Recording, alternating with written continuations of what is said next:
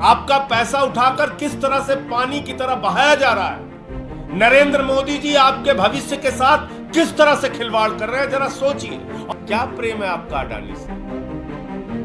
आप देश के करोड़ों लोगों का पैसा क्यों उठा के अडानी के ऊपर लुटा रहे हैं? जो भी तेरा प्यारा हो, मेरे दिल का तारा हो, मेरे सिर का ताज मेरी अखियों का तारा हो, और यही होता हुआ दिख रहा है। अभिवादन स्वीकार करें। आप देख रहे हैं जनदर्शन न्यूज। संसद का सत्र आज समाप्त हुआ। सदन आज अनिश्चितकाल के लिए स्थगित कर दी गई। इस दौरान संसद ने बहुत उतार चढ़ाव देखे, हंगामे देखे। कहा जाए तो इस बार का सत्र अडानी और राहुल गांधी और मोदी के बीच जूझता हुआ नजर आया। जहां अडानी हम मोदी को लेकर जेपीसी की मांग विपक्ष करता रहा, वहीं राहुल गांधी की मेंबरशिप जाना भी एक अहम मुद्दा रही। इसको लेकर कांग्रेस सांसद सदन से लेकर बाहर तक संघर्ष करते नजर आए। आज सदन के बाहर भी कांग्रेस कार्यकर्ताओं का एक बड़ा हुजूम नजर आया। वहीं अगर बात की जाए तो अब कांग्रेस, आप सभी पार्टियों के नेता प्रेस कॉन्फ्रेंस के माध्यम से अडानी और मोदी के रिश्ते को लेकर लगातार सवाल खड़े कर रहे हैं कि अडानी का महा घोटाला इतना बड़ा घोटाला है कि उस पर कई सीरीज में आपके सामने नेटफ्लिक्स का एपिसोड आएगा। इसके पहले 4 एपिसोड मैं जारी कर चुका हूं, लेकिन आज जो तथ्य आपके सामने रखने जा रहा हूं यह अत्यंत गंभीर है और देश के 28 करोड़ लोगों से जुड़ा हुआ मामला है। 28 करोड़ वो लोग जिसके भविष्य के बारे में नरेंद्र मोदी जी की सरकार ने फैसला लिया कि तुम्हारा पैसा उठाकर पूंजीपतियों को सौंप दिया जाएगा। और यह फैसला कब लिया जाता है? 2015 में लिया जाता है। क्या लिया जाता है? सरकारी विभागों में काम करने वाले कर्मचारी जिनका प्रोविडेंट फंड का पैसा कटता है, प्राइवेट कंपनियों में काम करने वाले कर्मचारी जिनका प्रोविडेंट फंड का पैसा कटता है, वो पीएफ का पैसा उठाकर 50 कंपनियों के शेयर खरीदे जाएंगे। 50 कंपनियों के शेयर खरीदे जाएंगे।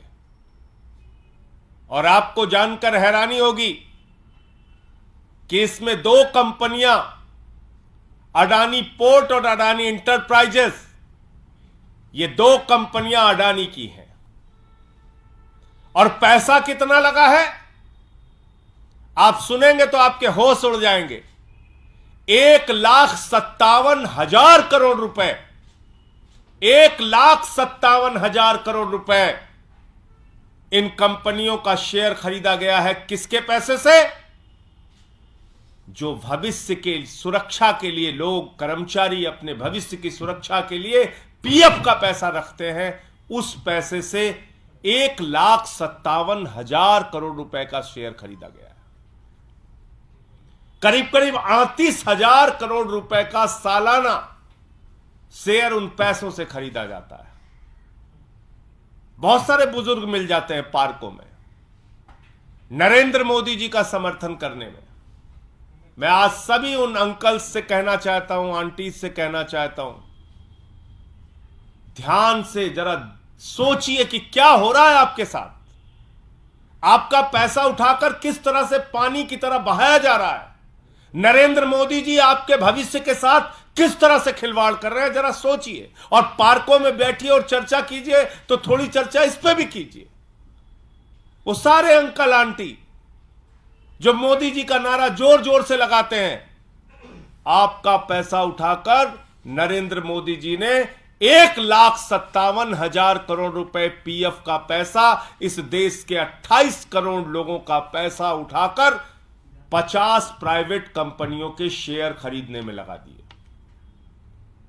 और मजेदार बात देखिए, हिंडनबर्ग की रिपोर्ट आई, सबने आगाह किया, भाई अब तो संभल जाओ, अब तो सावधान हो जाओ। हिंडनबर्ग की रिपोर्ट आ गई। बहुत बड़ा भ्रष्टाचार किया है अडानी ने। अडानी ने अपने शेयर को ओवर वैल्यू किया है, अपने शेयर की कीमतें फर्जी तरीके से बढ़ाई है, बाहर से पैसा काला धन लगा के अपने शेयर के दाम बढ़ाए हैं। उनके शेयर का वास्तविक दाम क्या है पता नहीं है। कृपा करके अब अडानी के शेयर मत खरीदो। किसने कहा? तमाम फाइनेंशियल एक्सपर्ट्स ने, तमाम अर्थशास्त्रियों ने, तमाम लोगों ने आगाह किया कि भाई ये बुजुर्गों का पैसा है, ये कर्मचारियों का पैसा है, ये इस देश के 28 करोड़ लोगों का पैसा है, इसको कम से कम अडानी की कंपनी में अब तो मत डुबाओ। लेकिन 27 मार्च को मीटिंग होती है ईटीएफओ बोर्ड की, और उस बोर्ड में जो चेयरमैन होते हैं वो होते हैं आदरणीय देश के श्रम मंत्री भूपेंद्र यादव जी। भूपेंद्र यादव जी जो देश के मंत्री हैं वो उस बोर्ड के चेयरमैन हैं। ये रिपोर्ट भी आ जाती है, आगाह भी किया जाता है कि भाई आप कर्मचारियों की जीवन से जुड़ा हुआ उनके भविष्य की निधि जो रखी है, उनके लिए जो पीएफ का पैसा उनके संकट के समय में काम आता है, कम से कम ये पैसा अडानी के ग्रुप पे मत लगाइए। लेकिन बावजूद इसके वो पैसा अडानी की उन 2 कंपनियों में फिर लगाया जाता है। क्या प्रेम है आपका अडानी से? आप देश के करोड़ों लोगों का पैसा क्यों उठा के अडानी के ऊपर लुटा रहे हैं?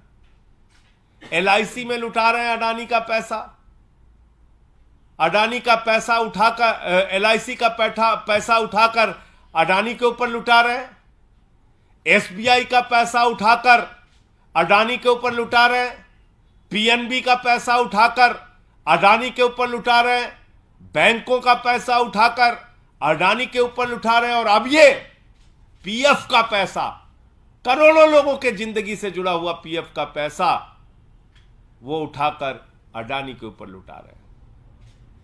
मैं देश के प्रधानमंत्री से पूछना चाहता हूं कि आखिर इस देश के करोड़ों लोगों का पैसा हिंडनबर्ग रिपोर्ट आने के बावजूद, शेयर को ओवर वैल्यू किया गया है, इसके बावजूद शेयर मार्केट में आप क्यों लगा रहे हैं? ये 1,57,000 करोड़ रुपए इस देश के लोगों का पैसा जब डूबेगा तो उसकी जवाबदेही किसकी होगी? ये 1,57,000 करोड़ रुपए लोगों के पीएफ का पैसा जब चंद पूंजीपति लूट कर भाग जाएंगे, उसकी जवाबदेही किसकी होगी? ये जवाब देश के प्रधानमंत्री को, करोड़ों लोगों को देना चाहिए। सबसे पहले तो मैं ये कहना चाहूंगी कि हमें लगता था कि प्रधानमंत्री मोदी जी का ही चीनी प्रेम सिर चढ़कर बोल रहा है और इसीलिए चीन ये धृष्टता कर रहा है।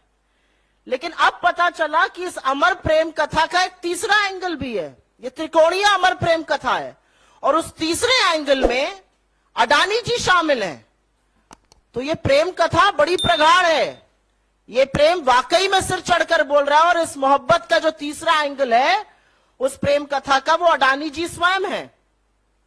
एक लाइन मुझे याद आती है, कोई बड़ा पुराना गाना है, जो भी तेरा प्यारा हो, मेरे दिल का तारा हो, मेरे सिर का ताज मेरी अखियों का तारा हो।